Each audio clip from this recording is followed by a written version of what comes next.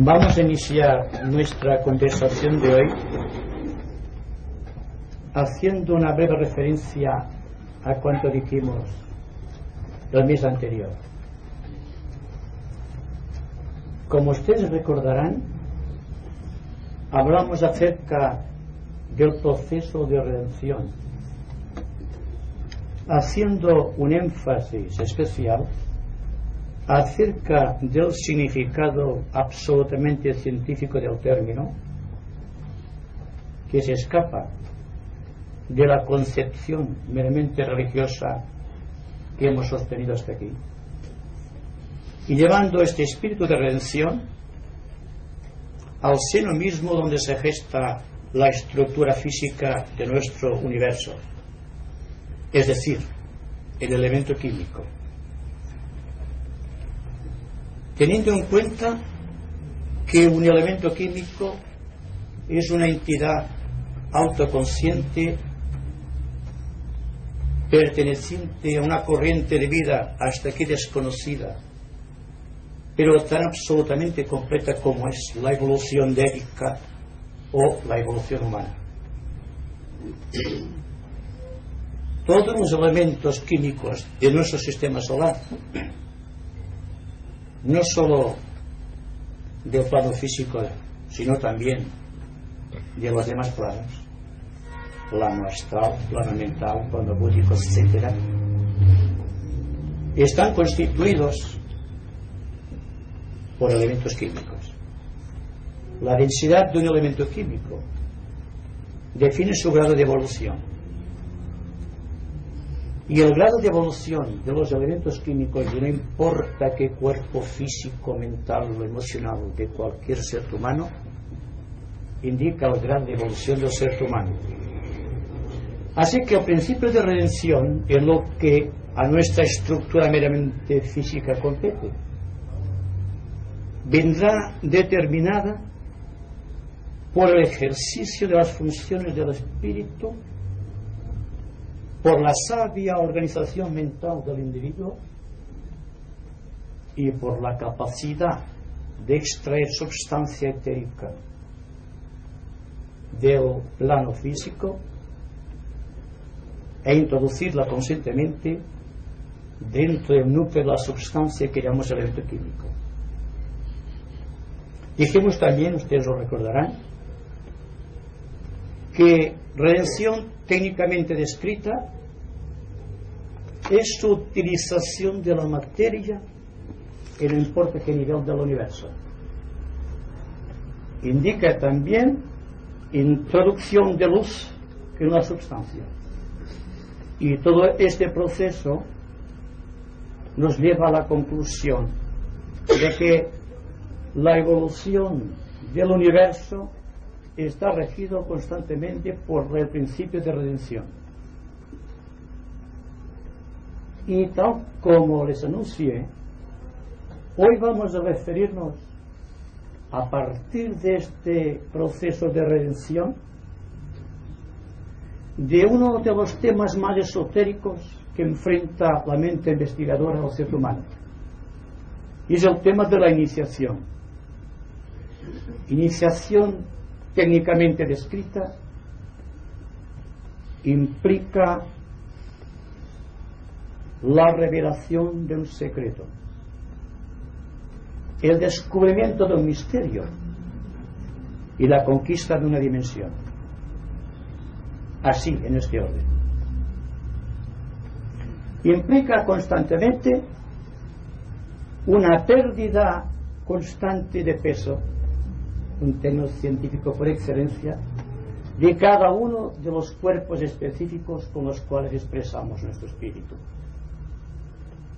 Implica también un esfuerzo por parte del individuo que quiere introducirse mediante un esfuerzo sostenido, mediante un sacrificio permanente dentro de aquello que místicamente llamamos los misterios del reino. ¿Qué es exactamente el reino de Dios? Simplemente, a la manera científica, una dimensión que debemos conquistar, a partir de la cuarta dimensión que tratamos actualmente de dominar, introducirnos en la quinta dimensión y conquistar el secreto de las edades. O sea, el secreto que puede ser descrito con aquella triple interrogante del hombre, el ser humano: ¿quién soy? ¿De dónde procedo? ¿Y a dónde me dirijo? Iniciarse en los misterios sagrados implica el sacrificio constante de nuestra personalidad, la pérdida de todo egoísmo, el desarrollo de nuestra capacidad mental para investigar, una humildad exquisita y el poder de síntesis. Cuando hablamos de iniciación a un grupo de personas interesadas en las cosas esotéricas, ya sabemos que se lo tenemos que decir en un sentido de esfuerzo y de disciplina, teniendo en cuenta que la disciplina no es algo estereotipado, algo rígido e inflexible, sino que es la capacitación permanente del individuo frente a la sociedad que le rodea, tratando de ser consciente en todos y cada uno de los niveles de su ser, extrayendo constantemente mediante su capacidad analítica el jugo sabroso de la experiencia. Otra forma de describir la iniciación es el acopio de experiencia por medio del equilibrio del yo. Si pudiésemos demostrar objetivamente el sentido de la iniciación, bastaría solamente describir un triángulo equilátero, teniendo en cuenta de que el triángulo no es solamente una figura geométrica tal como la conocemos, sino que es el símbolo del equilibrio. Cuando el individuo comprende por ese espíritu de investigación con que la naturaleza lo ha dotado, de que hay algo más y por encima de su posición actual como observador, que puede ir siempre más allá de las metas que el hombre constantemente se está trazando. Cuando comprende por el ejercicio de la función analítica y espiritual que la meta como perfección no existe, que la perfección no es sino un devenir constante, un eterno ahora, que debemos tratar de vivir con toda la intensidad de nuestro ser, ya estaremos introduciéndonos en lo que podemos definir como proceso iniciático. Estamos tratando de ser completamente en el mundo del existir. Y cuando comprendamos la real diferencia que existe entre el ser y el existir, entre el mero permanecer y el estar constantemente en el reino de Dios, sabremos exactamente lo que es un ser humano y el por qué en nuestro planeta ocupa el lugar central de la evolución, el más interesante. Y desde el punto de vista del logo solar, hacemos referencia a la más alta potestad de nuestro universo, es el centro de la evolución del universo, es la representación del cosmos. Cuando el individuo empieza a comprender por el ejercicio analítico por el examen reflexivo y por una técnica cada vez depurada de la lógica, que su misión no es permanecer, sino que su misión es un constante devenir, está introduciéndose ya en los misterios del quinto reino de la naturaleza. Hablamos de iniciación en un sentido que pueda ser perceptible a nuestra mente intelectual, lo cual resulta difícil, habida cuenta de que cada iniciación nos introduce en una nueva dimensión de la naturaleza.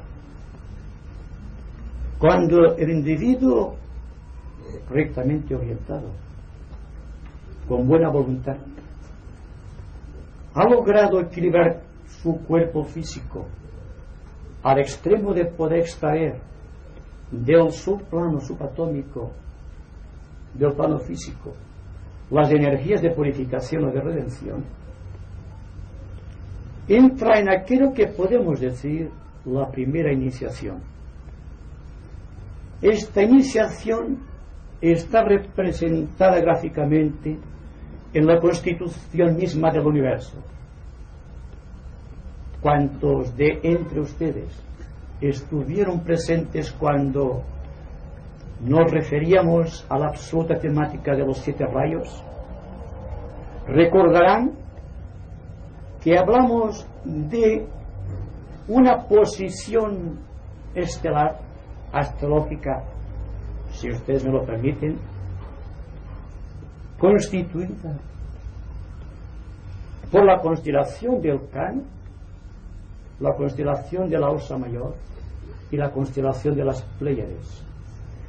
En aquel momento había un triángulo equilátero perfecto entre estas 3 constelaciones, y del centro mismo irradiaba una fuerza, el tercer logos cósmico, que luego se convertiría en el cuerpo físico de nuestro logo solar.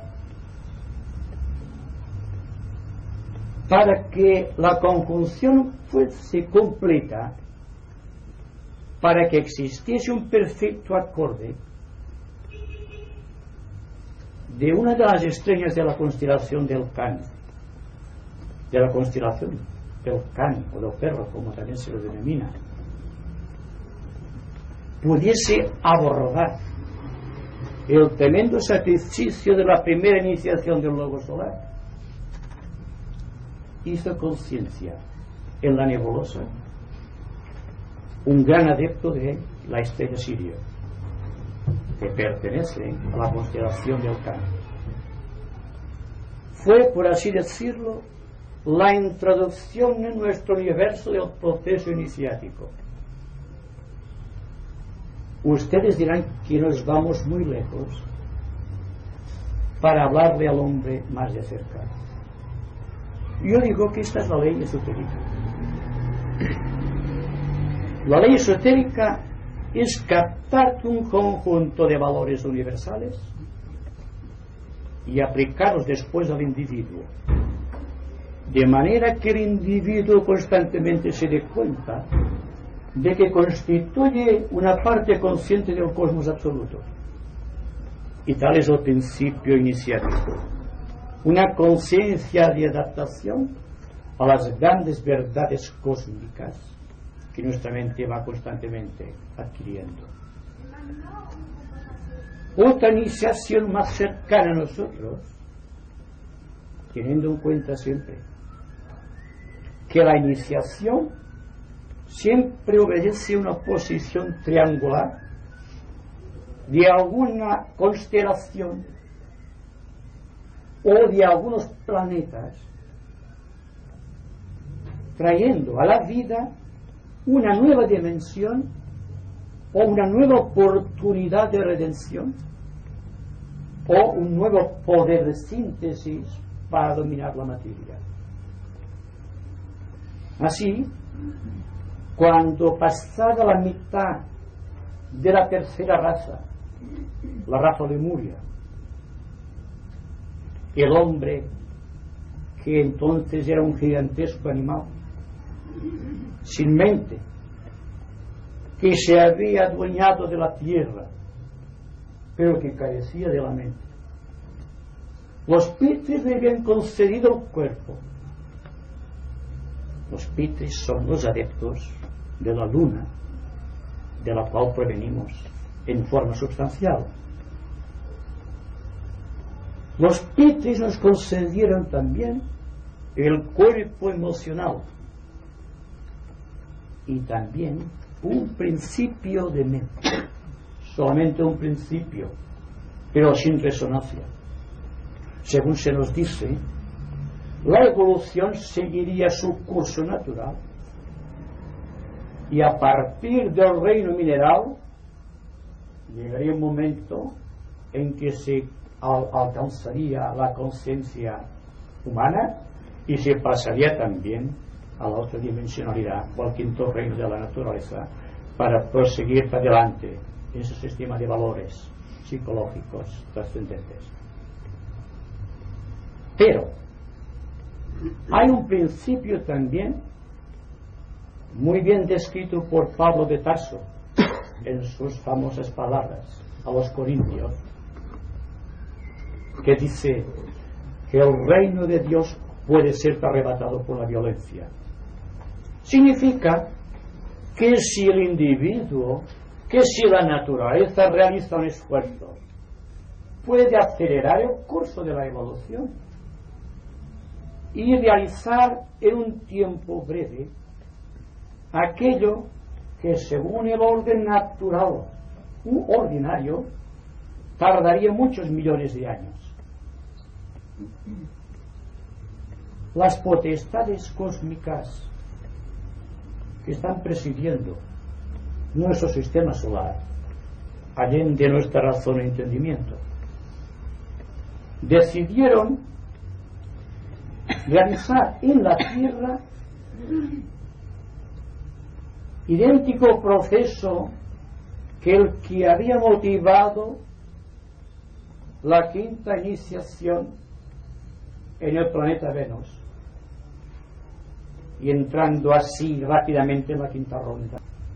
Como hay una identidad de principios entre el planeta Venus y su humanidad y el planeta Tierra, así también como Mercurio, formando un triángulo, sí creyó, porque siempre es la humanidad la que da la última palabra, el visto bueno, podemos decir, para entrar conscientemente en el reino humano.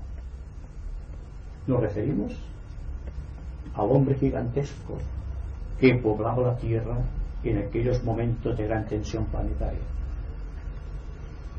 Entonces, analizando la quinta estancia de Tizán, hay algo profundamente explicativo acerca del proceso de la iniciación planetaria.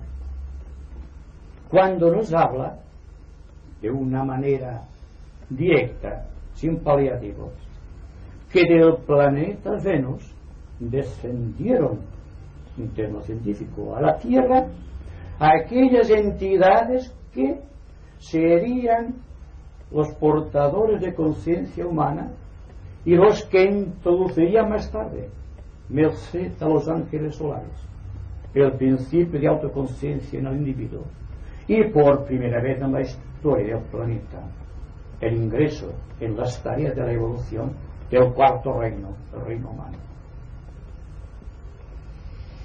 Entonces, tomándolo en un sentido muy figurativo o muy objetivo, como de las naves extraplanetarias, por ejemplo, o tomándolo por un sentido muy esotérico, como de conciencia de participación por medio de la luz y del dominio que de la luz tienen los adeptos. 110 entidades del planeta Venus entraron en el aura de la Tierra, coincidiendo en aquello que en geografía se denomina la Isla Blanca era el mar de Gobi, ahora un desierto. Y desde allí empezó el ritmo de la evolución planetaria que traería más tarde el reino humano. Dense cuenta de una particularidad. Tenemos en la segunda mitad de la tercera raza de Mu un hombre que lo tiene todo, excepto la mente, excepto el poder de coordinar.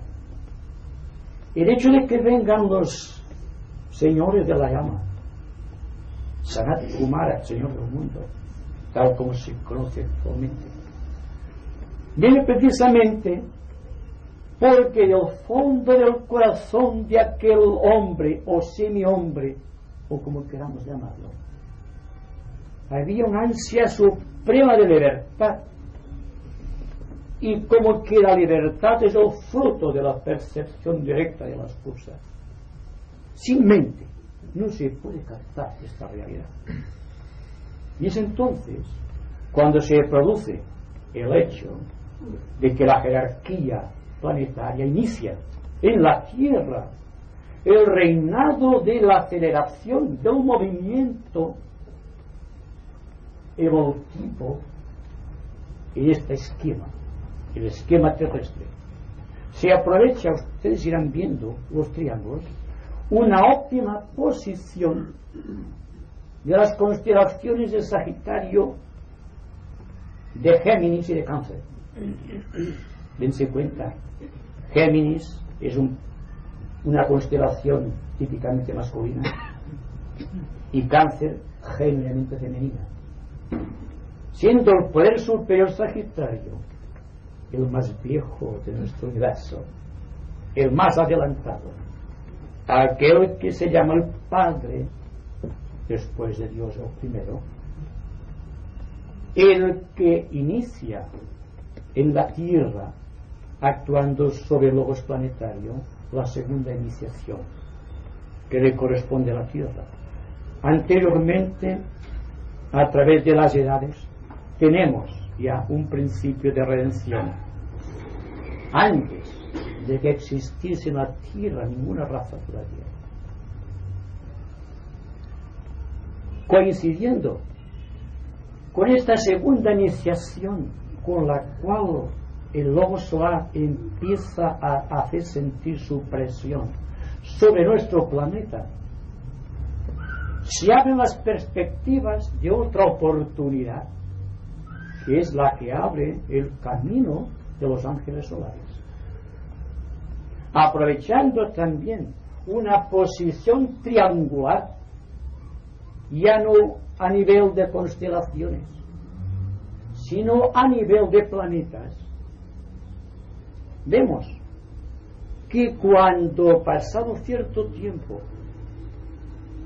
cuando Sanat Kumara, los señores de la llama y aquellas potestades provenientes de Venus pudieron introducir el germen del amor universal en nuestro planeta, o creando ya un cuerpo emocional capaz de ser sensible a lo bello, de ser sensible a todo cuanto rodeaba, se precisaba el tercer elemento de un triángulo, que es la capacidad de darse cuenta de todo aquello que estaba ocurriendo, de que me sirve, de que nos sirve la felicidad si no somos conscientes de ella. ¿Se dan cuenta? Entonces, una óptima posición, vamos a decir que se produjo hace unos 18 millones de años, una más o menos. Tampoco lo podemos comprobar, ¿verdad? Entre el planeta Júpiter, Mercurio y Venus, precisamente, trae como consecuencia una respuesta del propio logo solar, el cual se nos dice, realizando un gran sacrificio, extrae de los pétalos de su corazón palabras místicas, aquellas entidades que constituyen un centro creador de su propia estructura psicológica, que son denominados por la tradición esotérica como los Anishaitas o los ángeles solares. Los ángeles solares, por un procedimiento que desconocemos, porque conocemos muy poco de la luz y de cómo puede ser gobernada la luz, descienden de los altos lugares, tal como se dice en los Upanishads, y penetran en la conciencia de los hombres animales, introduciendo en esta incipientemente el principio de la autoconciencia, el principio de la individualidad, y desde aquel momento el hombre posee un alma capaz no solo de actuar y de sentir, sino también de darse cuenta de que actúa y de que siente y de que piensa. No sé si se dan cuenta que en el cuerpo gigantesco de la Tierra, a través de aquel que es su regente, Sanat Kumara, implica el desarrollo también, como la iniciación normal del individuo, de un centro o un chakra etérico caracterizado con el poder de la autoconciencia y el poder de emitir voces sagradas. Me refiero exactamente que el nacimiento del reino humano, que la entrada en la evolución del cuarto reino o humanidad, trae como consecuencia el desarrollo del tercer chakra, el chakra laríngeo del logos planetario. Así que desde entonces la humanidad como un todo es y constituye el chakra laríngeo del logos planetario. Trabajamos por el logos planetario, somos el logos planetario. Igual podemos decir nosotros, hablando en términos de alma, a la cantidad de elementos químicos que constituyen nuestro chakra laríngeo, la misma posición. Y esto se va demostrando por analogía cuando el individuo va adquiriendo las sucesivas encarnaciones o iniciaciones que a través de las encarnaciones sucesivas lo llevan a lo más alto de la naturaleza. Se preguntarán si puede ser práctico el que estemos refiriéndonos a conceptos aparentemente muy abstractos. Estamos hablando, digo yo, en forma muy esotérica. Y si decimos que hablando de lo grande es cuando empezamos a evocar de nuestra vida a aquella parcela de conciencia superior o monádica que debe presidir la iniciación, tenemos que dar por bien empleado todo cuanto estemos investigando sobre este punto. La atención que ustedes prestan es interés iniciático, permítanme que les diga esto. De no ser así, ustedes no estarían aquí, ni yo tampoco. Estamos introduciéndonos en los misterios del reino. Y el día que comprendamos el valor místico de la figura geométrica del triángulo equilátero, ya estaremos en el principio de la propia redención que trae iniciación. Cuando en la vida del ser humano se produce la iniciación, sencillamente cuando a partir de su alma, a partir de su yo psicológico, empieza a controlar sus mecanismos de expresión, la mente, el vehículo emocional y el cuerpo físico. Las condiciones para la iniciación no han sufrido ninguna variación a través de las edades. Se le exige al candidato constantemente 3 cosas fundamentales: meditación, servicio y sacrificio. Al hablar de meditación, no me refiero naturalmente a los 10 minutos, 20 minutos de meditación diaria, después olvidamos todo, sino a aquel permanente sentido de investigación o de atención que ha de presidir todos y cada uno de nuestros actos.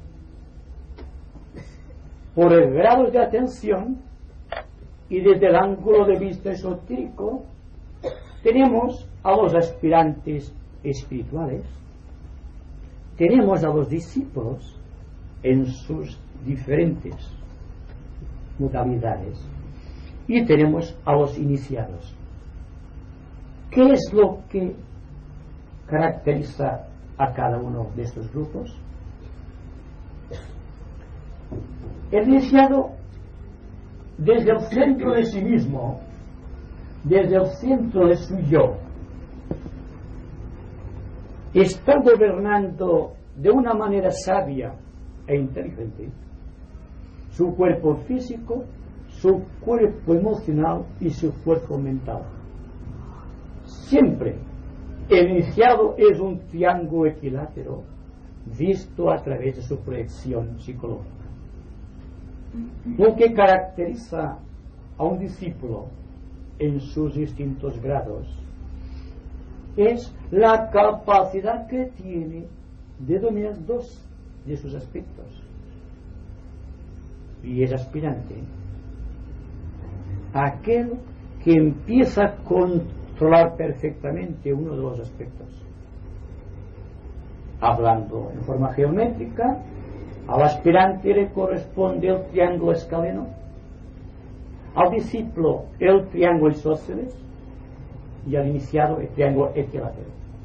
Y hay la importancia que se da en iniciación a la forma geométrica que adoptan ciertos astros y ciertas constelaciones en momentos cumbres,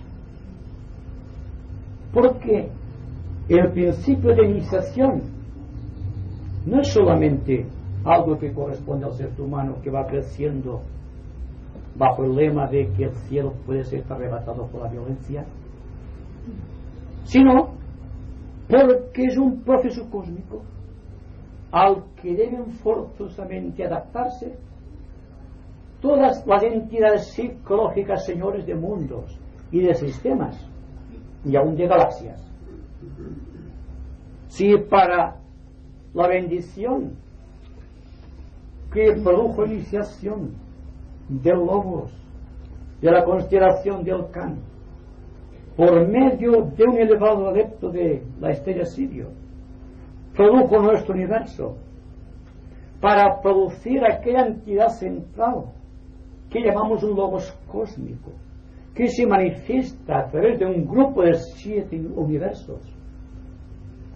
Hay que aceptar forzosamente la idea de que están implicadas constelaciones que desconocemos por su extremada magnitud, o quizá galaxias. Démonos cuenta que al ir hacia lo lejos estamos introduciéndonos dentro de nosotros mismos, tratando de ser conscientes de cuál es nuestra misión como seres humanos y cuál es la necesidad inmediata del cuarto reino de la naturaleza. Llegando a este punto, lo demás pertenece a aquello que llamamos un eterno devenir, algo que se está produciendo constantemente, pero que nosotros podemos producir la voluntad, porque si realmente la iniciación es un secreto revelado, un misterio descubierto y una dimensión conquistada, el hecho de que estemos constantemente indagando, investigando, viviendo realmente, Estamos siendo iniciados en las pequeñas cosas de la vida cotidiana. Es que para llegar a una excelsa iniciación de cualquier lobo solar o cósmico, hay que partir del ser humano, que es el ser que realmente se inicia por cuanto tiene autoconciencia, por cuanto tiene un alma individual, y a partir de aquí empieza una carrera que ya jamás podrá paralizarse. Estamos introduciéndonos en el campo de valores de lo eterno, y a medida que nos demos cuenta de que lo eterno no es algo que esté fuera de nosotros, sino que lo eterno está en el diario vivir, en este sentido de fragancia inmortal del contacto de los seres entre sí, del contacto con cosas, del contacto con seres y del contacto con nosotros mismos, vamos siendo conscientes de que existe en nosotros un poder transformador que pese a nosotros mismos, una vez hallado el principio de investigación y vencido el principio de resistencia, vamos ya introduciéndonos en los misterios sagrados, y así pasamos de simples personas corrientes a ser aspirantes espirituales. Vamos creciendo en investigación, en meditación, en servicio y en sacrificio, y introduciéndonos en la vida de los discípulos, o en aquel camino llamado esotéricamente del discipulado. Y finalmente llega un momento en que tenemos el secreto de la integración. Somos capaces de pensar, sentir y actuar sin que exista disonancia alguna entre los vehículos. Vamos siendo conscientes también de que somos de una entidad real, que no somos un producto del ambiente, sino que nosotros somos del ambiente. Aprendemos la máxima sagrada de los grandes iniciados, que dicen: siembra una idea y cosecharás una acción. Siembra una acción y cosecharás un hábito. Siembra un hábito y adquirirás un carácter. Siembra un carácter y te convertirás en Dios. Es decir, que el proceso que va del hombre corriente al iniciado parte de la idea de aquello que seamos capaces de concebir. Démonos cuenta que hay que ser conscientes todo el máximo tiempo posible en nuestra vida de relaciones para que inopinadamente se produzca el misterio y se revele el secreto y que penetremos en otra dimensión. Y esto podemos hacerlo ahora mismo, porque esperar mañana estamos atentos, y cuando estamos atentos estamos siendo iniciados en los misterios del reino. No es una simple ceremonia mágica la iniciación, es un trabajo constante de pulir las estructuras, de pulir el cáliz, para que se pueda manifestar el verbo, o en términos esotéricos la tríada espiritual, la cual a su vez es el tabernáculo de la mónada, y la mónada es la propia vida de la divinidad y somos nosotros. Entonces la iniciación, dense cuenta, es un darse cuenta cada vez más profundamente de que somos Dios y que nuestra capacidad de pensadores la poseemos precisamente porque comprendemos a Dios, tratamos de comprenderlo. Si amamos realmente a nuestros hermanos, lo cual nos sucede frecuentemente, es que nos damos cuenta de que somos del amor de Dios Y si enfrentamos realmente el misterio del reino, habrá que descubrir el secreto del corazón, o sea, la sagrada joya en el loto, extrayendo la experiencia de las edades, que nos viene facilitada vía intuitiva por la propia divinidad planetaria, la cual a su vez es una proyección de la divinidad solar. Bien, el proceso del triángulo equilátero en funciones, a partir del equilibrio de vehículos por parte del discípulo aceptado, que es aceptado precisamente por su capacidad de crear a voluntad del triángulo equilátero, de poner en posición equidistante la mente, la sensibilidad y la conducta. Cuando durante un tiempo específico, determinado, muy largo a veces, el individuo mantiene inquebrantable el triángulo equilátero, surge del centro Sahasrara, del centro coronario, una especie de luz azulada de gran magnitud que es percibida por los ojos penetrantes del maestro, del adepto, de los responsables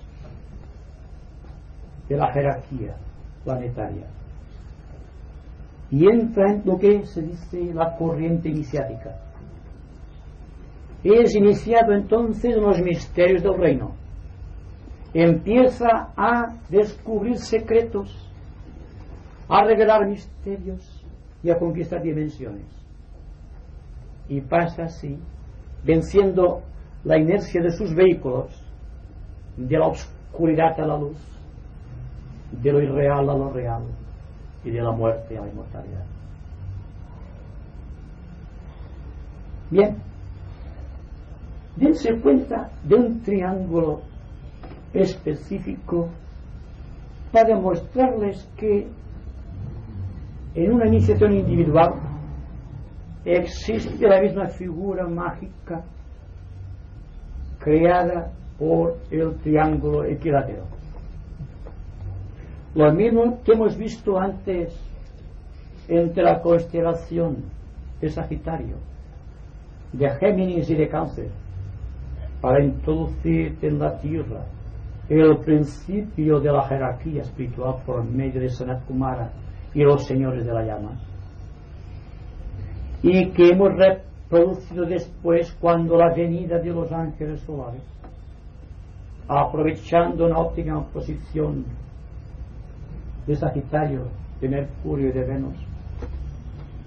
Hay también en cada una de las iniciaciones que recibe un ser humano aquí en la Tierra esta posición magnética.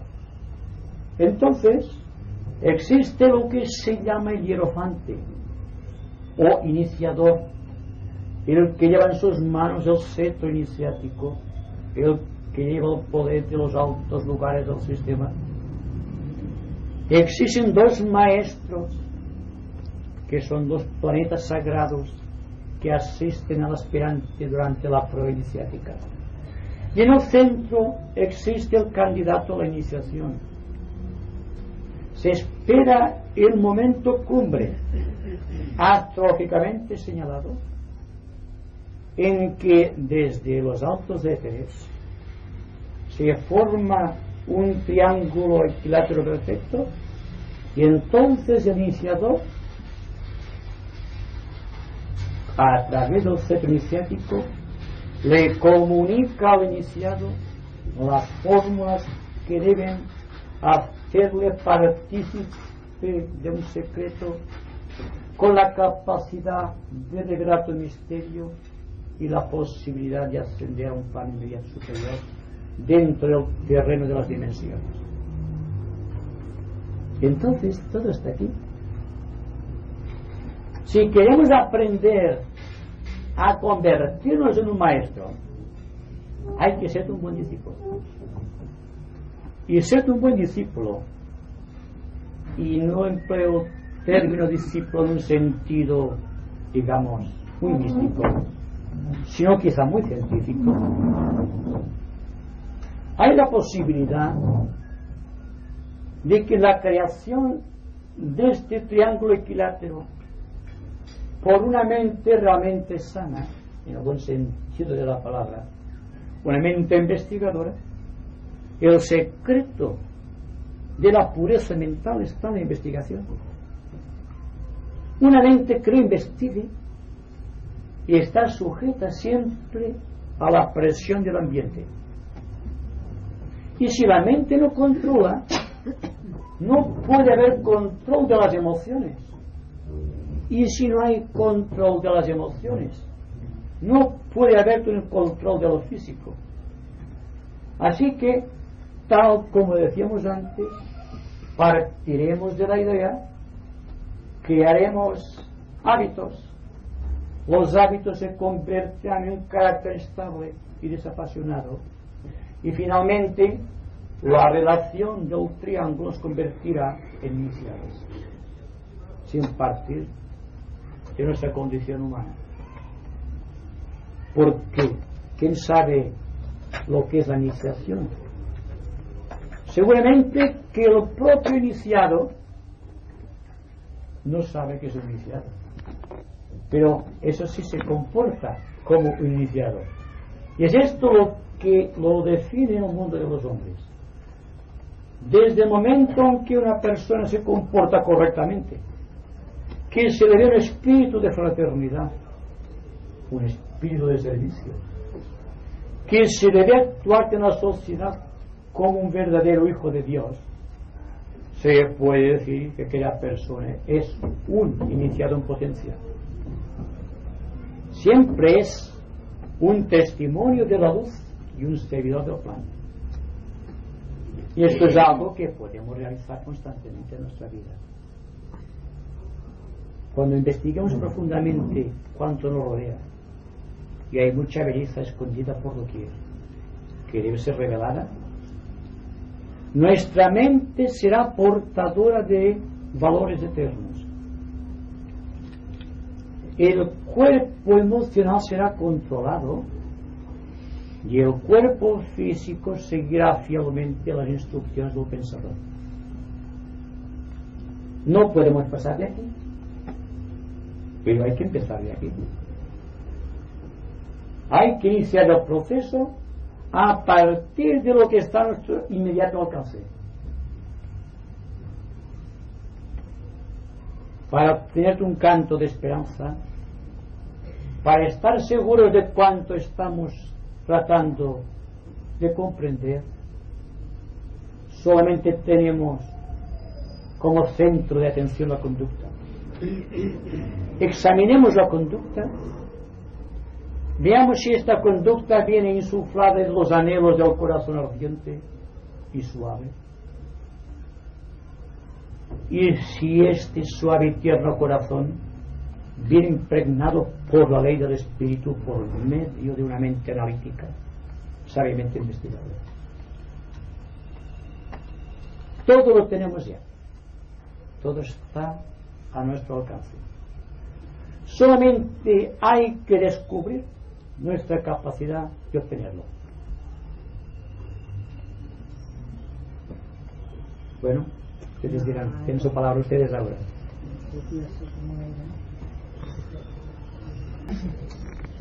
Bueno, no sé si sabe explicar lo que he tratado en un momento de cuando has hablado del lobo solar de la quinta dimensión, ¿verdad? Entonces la meta, por decirlo de una manera, del hombre también es la quinta elemento, el quinto elemento para llegar a una meta, también podríamos decir, ¿no? Entonces, tanto el hombre como el lobo solar faltan dos dimensiones, las 6 y las 7. Entonces podríamos decir que las 6 y las 7 del lobo solar pertenecen al Padre y Madre cósmico. Y en nosotros, en el hombre, en el ser humano, entonces al yo superior, y al nirvana. Podríamos pensar que es esto, trabajar estos elementos. Sí, podemos trabajar en todo esto, pero hay que darse cuenta de algo importante. Cuando hablamos de una primera iniciación, nos referimos a que el individuo gobierna las 3 dimensiones del espacio. Sí. Ascendiendo, buscando la 5ª dimensión, naturalmente. Cuando adquiere el poder que hace que su conciencia se polarice o se transfiera a la 4ª dimensión, es cuando gobierna exactamente y con toda plenitud su cuerpo emocional. Cuando ha adquirido el dominio en la 4ª dimensión, el iniciado, ya son iniciado, penetra en la 5ª dimensión y entonces, a través de la 3ª iniciación, denominada místicamente como la iniciación de la transfiguración, entra en posesión de las llaves del reino. Entonces debe penetrar en la 6ª dimensión. Se adquiere cuando alcanza la 4ª y 5ª iniciación. A partir de aquí, nuestra mente forzosamente tiene que difuminarse por la grandiosidad del concepto, pero utilizando el principio hermético de analogía, podemos deducir que la 6ª y la 7ª iniciación pertenecen al dominio que se tiene de la 6ª y 7ª dimensión del espacio. Esto presupone, volviendo a lo que dijimos el mes pasado, que de un simple aspirante, como somos todos nosotros, con una aura magnética formada por cuadrados, hablando geométricamente, pasamos a dividir este cuadrado en 4 triángulos, hay más espacio, y finalmente ascendemos por la ruta iniciática hacia aquel soberbio punto en que nuestra aura etérica o nuestro doble etérico está constituido por circunferencias o por círculos, mejor dicho, o que también por esferas brillantes y luminosas y transparentes. De ahí que cuando se dice, simbólicamente hablando, que el cuerpo de un adepto no tiene sombra, se asiste a una realidad. Solamente crea sombra el cuadrado del triángulo, desde el punto de vista de la iniciación. Pero cuando el aura etérica de cualquier individuo se convierte, por mediación de la 5ª iniciación, en un adepto de compasión y de sabiduría, entonces el misterio de la luz está realizado. No hay sombra entonces. La sombra depende siempre cuando el individuo está investigando dentro de la 3ª dimensión. Crea a través del intelecto aquello que llamamos el maya de los sentidos y el espejismo y las ilusiones de la mente, o aquello que Madame Blavatsky tan bien definió como que la mente intelectual, se refiere naturalmente, es la muerte de la realidad o de la verdad. En el cuerpo de un adepto no existe sombra, porque no hay karma, no hay lucha, no hay gravedad, hay una dimensionalidad que abarca no solamente el 5º plano del sistema solar, sino que empieza a controlar el 2º plano cósmico o el plano astral cósmico. Esto para los entendidos. Desde un punto de vista astrológico se puede decir que la iniciación es siempre el resultado de una polarización, de un triángulo equilátero extendido de una manera que al situar encima todo el aparato geológico que sirve para investigación, por el horóscopo, Hay 3 puntos que concuerdan.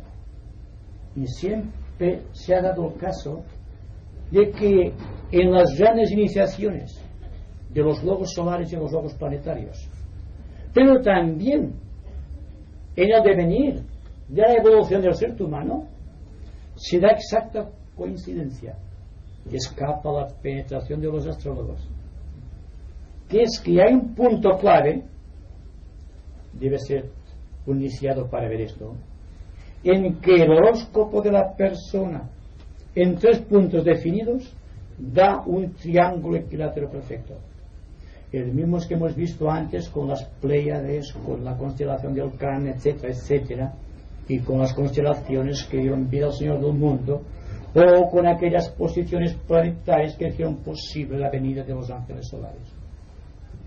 En todo caso, se trata de algo que está a nuestro alcance, y el principio del triángulo equilátero, como principio iniciático naturalmente, abre el proceso de nuestra vida que nos lleva a un punto en que debemos luchar contra todo lo establecido, porque desde el momento en que la persona se escapa por su propia ley a la inercia de los sentidos, a las variaciones del ánimo o del cuerpo astral y a las veleidades de la mente, automáticamente existe el rechazo de la sociedad, y entonces se da cuenta de lo que implica el término sacrificio, porque debe sacrificarse en todas las áreas de su ser, porque la gente no puede comprenderlo.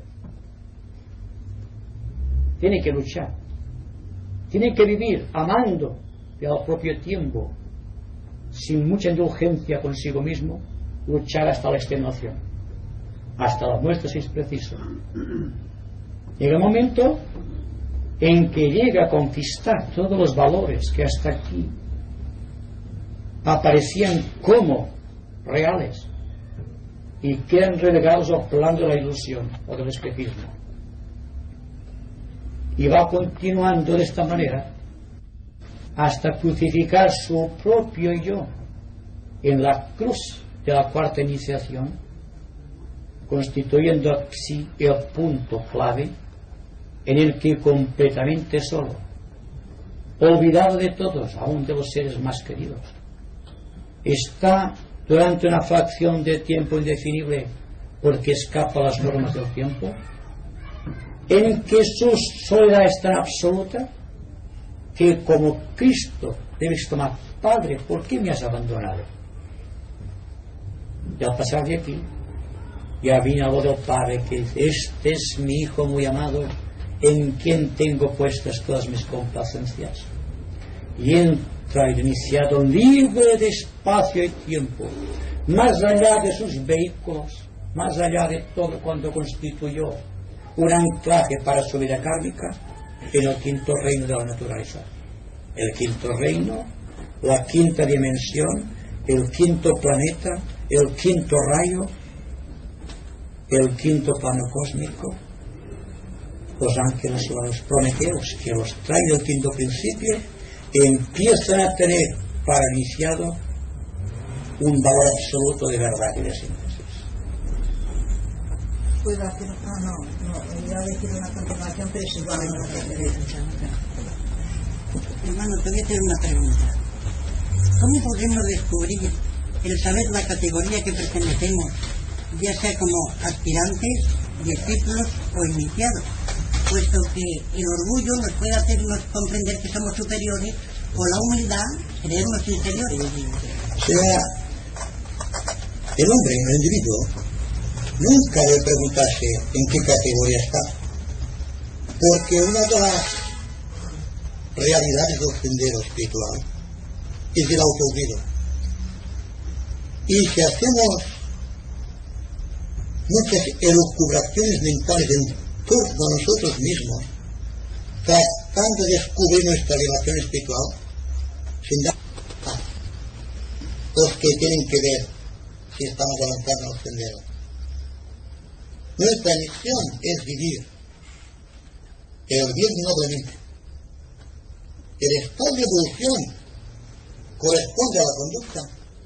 Y la conducta puede ser conceptuada por las personas que están a nuestro inmediato alrededor, aquellos que tratan constantemente con nosotros y que dicen: hay algo maravilloso.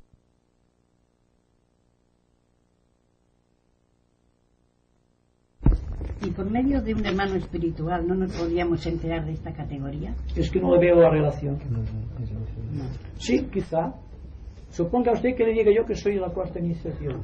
Usted ya muy señor mío. Porque usted no puede experimentarlo. Bueno, pero usted se puede haber Ahora bien, enterado. si usted tiene una categoría espiritual, lo menos que pensará usted es en el grado que ocupa en la escala de la jerarquía. Ahora bien, si usted quiere darse cuenta si está muy evolucionada, es cuando existe en usted un espíritu de investigación, un gran servicio a los demás y un absoluto olvido de sí misma. Esto es la clave.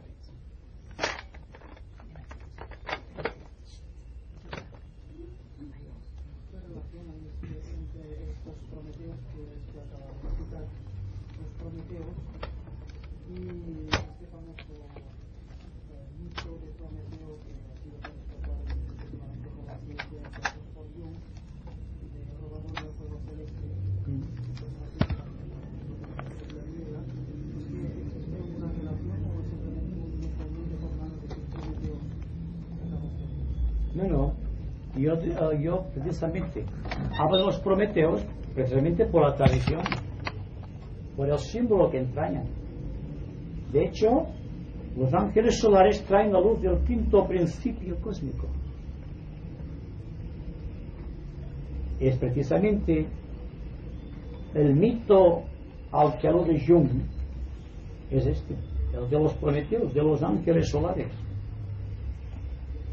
Existen muchas analogías en todo, en arte, en religión, singularmente en poesía. Los grandes mitos de la historia y las grandes verdades espirituales siempre han sido dadas en los libros sagrados, en formas de poesías, de poemas sagrados, como Ramayana, por ejemplo.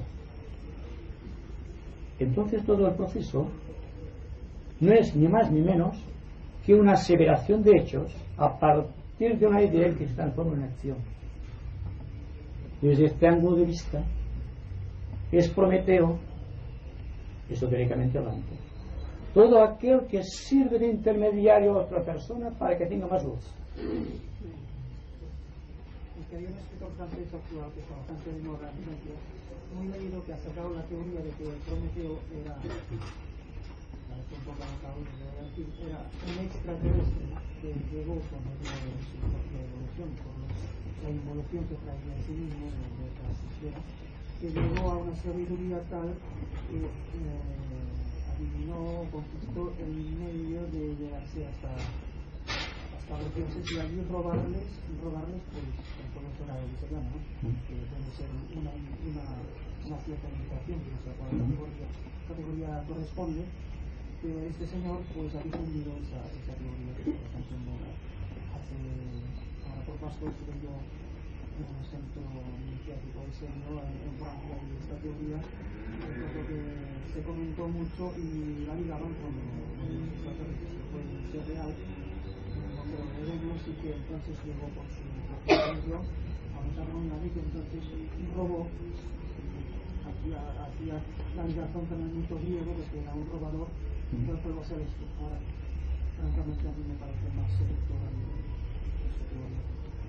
Sí.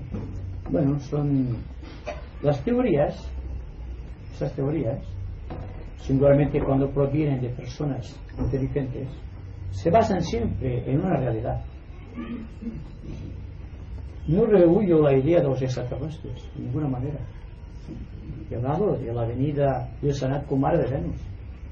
¿Cómo vino a Venus? De Venus a aquí. El Ramayana dice, descendió. Si tiene que descender, ya no es lo mismo que hacer conciencia a partir de ahí. Según se nos dice, el Señor del mundo y los señores de la llama y los 110 ayudantes que vinieron con ellos más ciertos elementos que trajeron de Venus, tenían cuerpo etérico. Por lo tanto, el viajar para ellos no era problema. Así que con nave espacial o sin nave espacial, no importa mucho. Que era un extraterrestre, Prometeo, que dio vida al mito, es una realidad. No se le puede negar. Ahora bien, eso de robar es simplemente que el hombre siempre busca las cosas en sentido de codicia. Entonces, una cosa es pedir, y otra cosa es adquirir por medio de fraudulentos. Pero lo que se interesa es el hecho de que el intermediario, el Prometeo, está entre nosotros. Y que el Prometeo en su esencia, cada uno de ustedes cuando iluminan a la persona que les pide un consejo, o cuando el discípulo está en contacto con el maestro, o cuando el maestro tiene contacto con Sanat Kumara. ¿Se dan cuenta? Todo es lo mismo. Entonces, todo es verdad siempre que nuestra mente sea capaz de verla. Estamos impartiendo luz constantemente. Y al propio tiempo tenemos un Prometeo ante nosotros que nos alarga su dádiva. Esto es evidente. Todos tenemos la fuerza de la persuasión en ciertos casos y la fuerza de la verdad que está en el corazón para que podamos inducir a otra persona a seguir una conducta más noble que hemos ofrecido. Somos Prometeos. Yo quería preguntar Sí. Quiero preguntar sobre cuando los ángeles solares trajeron el fuego de la mente. Entonces, propiamente por quinto principio, que viene a ser equivalente a nuestra mente superior, pero parece que en nosotros se ha hecho consciente a medias, más bien en la parte inferior de la mente, y que debemos o necesitamos todavía hacer un esfuerzo para hacernos conscientes de esta conciencia superior que hay en nosotros. Sí. El individuo normalmente no nos referimos ahora a los grandes discípulos y a los iniciados, sino simplemente a los aspirantes, los cuales están viviendo entre la cuarta y la quinta dimensión, o entre kama manas. Kama manas es el deseo más la pequeña parte de mente que ha logrado adquirir el quinto principio cósmico, y la pequeña parte de mente que ha logrado adquirir mediante su esfuerzo es aquello que técnicamente llamamos intelecto. Entonces, para captar la grandiosidad de la idea del quinto principio, tal como trajeron a la tierra los ángeles solares, es la capacidad que tiene el individuo de abstraerse, de refugiarse en el seno creador de las grandes verdades cósmicas. Y entonces, cuando el individuo se halla en este caso, es cuando se despierta la intuición. El intelecto es siempre una reducción, digamos, de la fuerza expansiva de luz proveniente del quinto principio cósmico, tal como traen, como digo, los ángeles solares.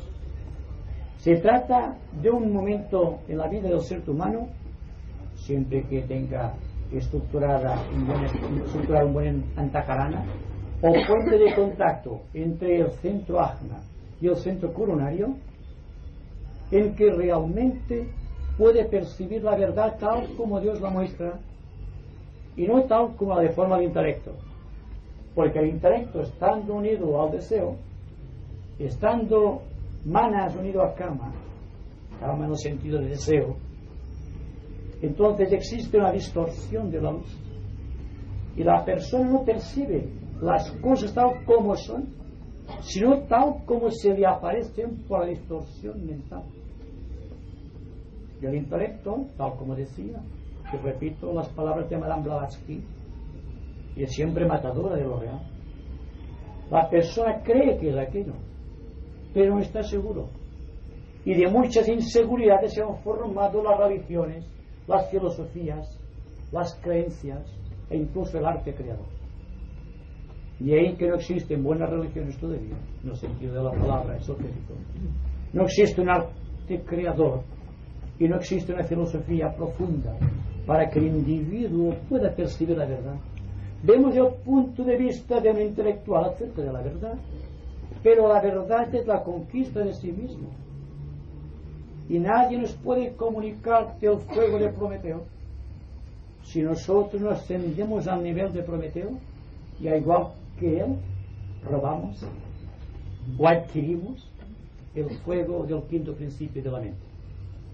Entonces conocemos toda la organización. Ya estamos introduciéndonos nuevamente en la teoría del triángulo equilátero, que cuando decimos que el iniciado forma un triángulo equilátero perfecto, es cuando la mente es completa.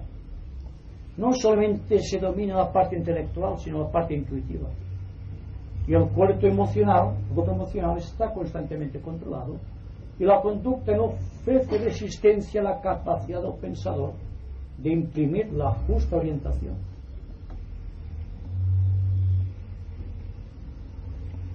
Lo que es curioso que lo que acaba de decir usted está confirmado también por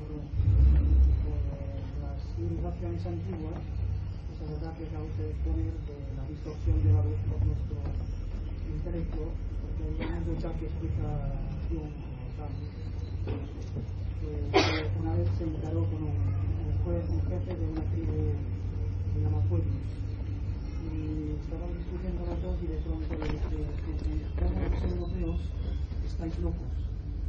Y yo me dice: ¿eso por qué? Sí, porque decís que hay que pensar con el intelecto, con el entendimiento, y no es verdad, hay que pensar con el flexo, y puso la mano aquí. Eso lo he recordado ahora porque me parece que sí que se ha visto este fenómeno de distorsión de... Bueno, dense cuenta que el plexo solar, como sede del instinto en el mundo animal, es la intuición que corresponde al ser humano. Los buenos pensaban, se dejaban llevar por el impulso natural, no tienen mente, pero están sabiamente gobernados por principios cósmicos. Ningún animal tiene que acudir al médico, sabe dónde tiene que ir, tiene un plexo solar, que es la mente intuitiva que tiene aquel reino. Cuando el individuo, nosotros, hayamos adquirido la capacidad o el desarrollo del centro intuitivo, cuando a través del antacarana de luz hayamos atravesado el puente de arco iris que une las dos orillas de la separatividad humana, el intelecto a la intuición, cuando todo sea un conjunto de valores armónicos, entonces veremos qué hacemos como hace el reino animal dentro de su evolución. Sabremos exactamente lo que tenemos que hacer. No le pediremos permiso al intelecto para hacer esto o lo otro. La voluntad no está regida por el intelecto, sino que la voluntad habrá perdido aquello que llamamos el libre albedrío. Y respecto a esto, pues les voy a explicar algo que dice Adamski. ¿Han oído usted hablar de Adamski? Adamski es un ser humano que afirma que tuvo contacto con un extraterrestre procedente de Venus. Y explica algo que es maravilloso. Si no es verdad que he sido de Venus, es la verdad. Porque cuando le pregunta si cree en Dios, qué concepto tiene Dios, no le comprende, no sabe nada. Dice: ¿eso qué es eso de Dios? Le pregunta al extraterrestre a él, Adamski. Adamski inquiere la idea de Dios que está latente en su mente. Y entonces aquel finalmente comprende su entendimiento lo que quiere el pobre Adamski decirle. Y dice: no tenemos creencia en Dios porque no tenemos libre albedrío. Significa que Dios está constantemente con nosotros, porque lo que separa al hombre de Dios es el libre albedrío, la capacidad de separarse voluntariamente de la causa suprema. Lo que nos separa a nosotros, ¿qué es sino el libre albedrío? ¿Qué pasará el día que el libre albedrío al que le asignamos tanta importancia haya sido reducido a la nada? No tendremos necesidad de decir sí o no, o quiero esto o lo otro. Diremos esto, aquello. ¿Por qué? Porque nuestra mente plenamente intuitiva será un reflejo, sin distorsión alguna de la voluntad del Creador. Así que no se preocupen si un día pierden la mente, están en un vacío absoluto, que están dejados de la mano de Dios. Es cuando están en manos de Dios.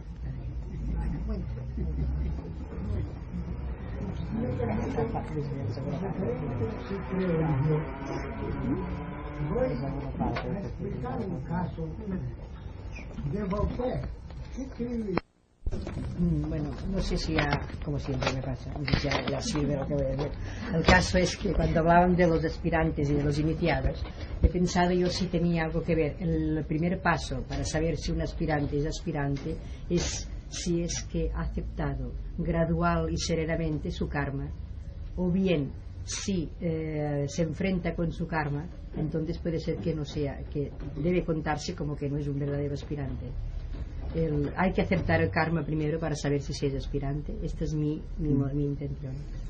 Bueno, es que tanto el aspirante como discípulo y algunos iniciados están bajo la presión del karma, entendiendo por karma no solamente los pequeños acontecimientos que configuran nuestra vida psicológica, con sus penas, con sus tristezas y también con sus pequeñas alegrías, sino que forma parte de un karma superior, del karma del propio Dios.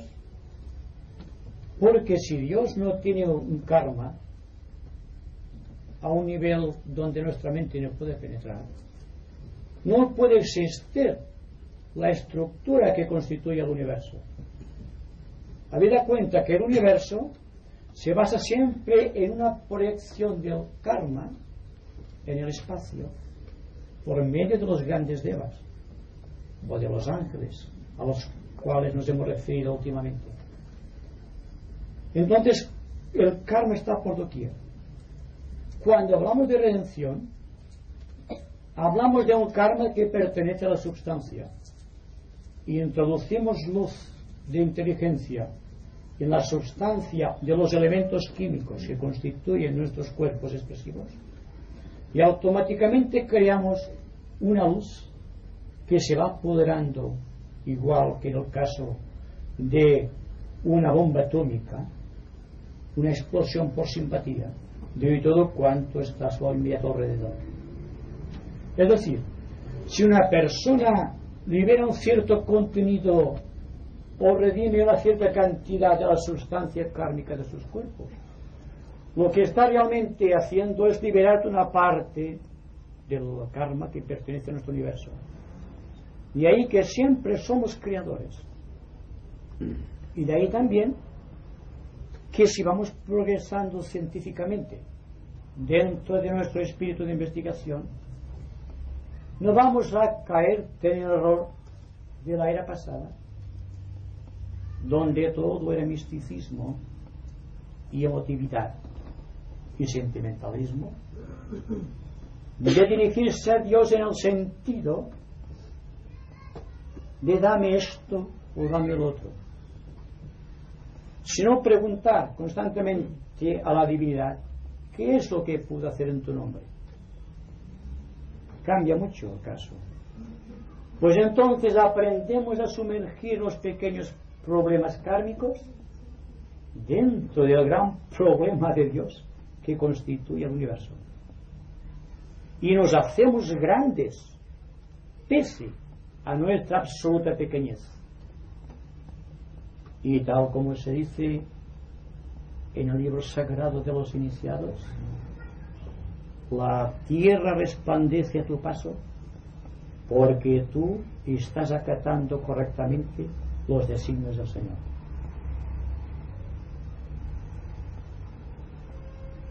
Es fácil de interpretar, difícil de adquirir, siempre digo lo mismo, pero hay que iniciar la tarea. No hay más. El hombre es creador a medida que se siente impulsado hacia los tres grandes arquetipos, o sea, de la verdad, la bondad y la belleza. ¿Sí? Podemos representar, o sea, en este caso bondad sería sinónimo de amor.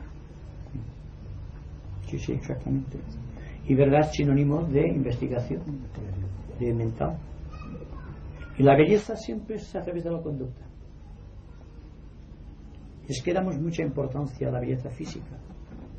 Y hay que dar mucha importancia y depositar mucho énfasis en la belleza de las actitudes. La belleza física no trae consecuentemente o lógicamente, no trae siempre un sentido de belleza interna, de ética, de moral. En cambio, una actitud digna embellece la conducta. Y al iniciado no se lo define por la belleza de su cuerpo, sino por sus actitudes ante la vida, por su capacidad de vivir ausente de sí mismo, por su grado de sensibilidad hacia los demás, y hace que se convierta siempre en un servidor del plan. Y los actos de sacrificio continuados son aquellos que finalmente lo llevan a las más altas iniciaciones.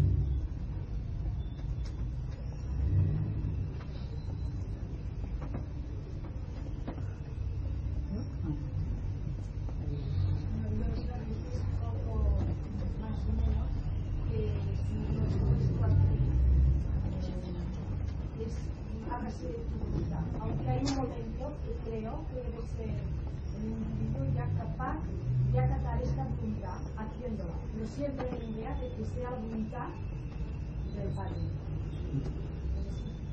Naturalmente, tendría que ser así. Porque si hacemos la invocación en sentido meramente mental, sin resolución interna, sin resonancia, no conseguiremos nada. Es decir, que adquirimos la capacidad de esta gran invocación del Señor, hágase en mí según tu palabra, o qué es lo que puedo hacer en tu nombre.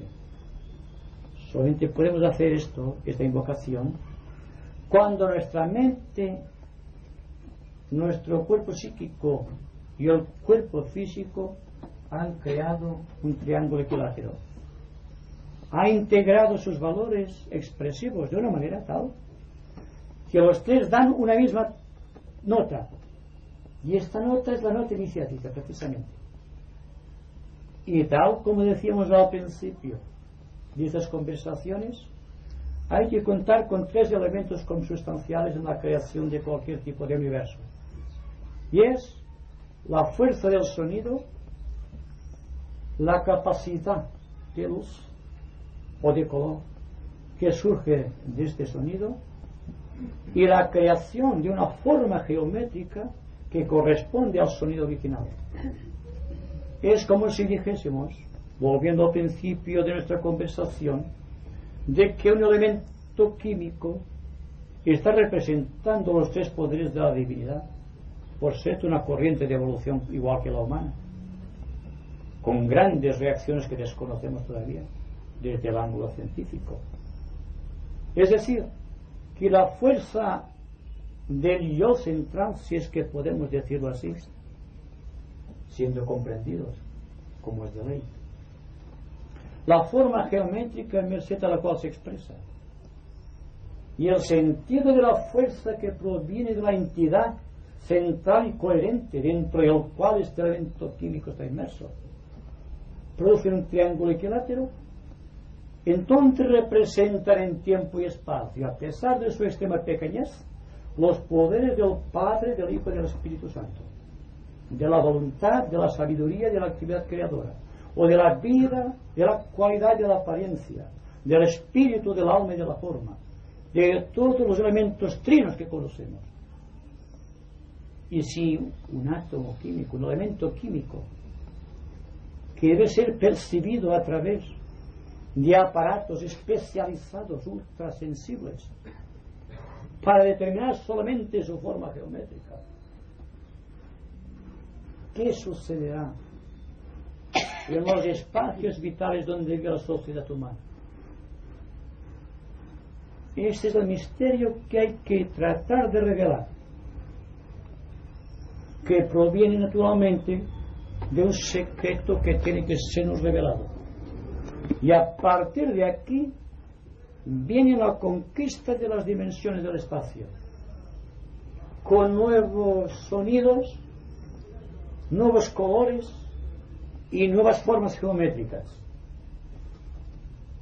para llegar en consecuencia a la seguridad de que somos Dios y que tenemos la responsabilidad y la misión de revelarlo en nuestra vida, en nuestra conducta, en los pensamientos, en las emociones, en las palabras. Aprender a gobernar el destino de nuestro mundo, aprendiendo a gobernar el destino nuestro como seres humanos.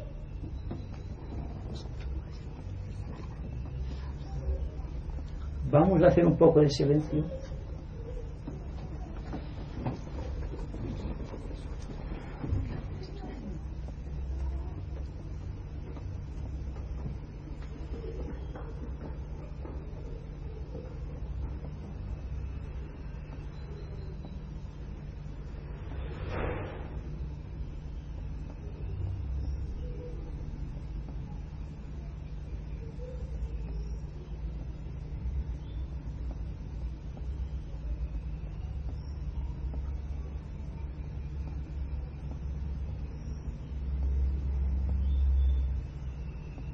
Muchas gracias.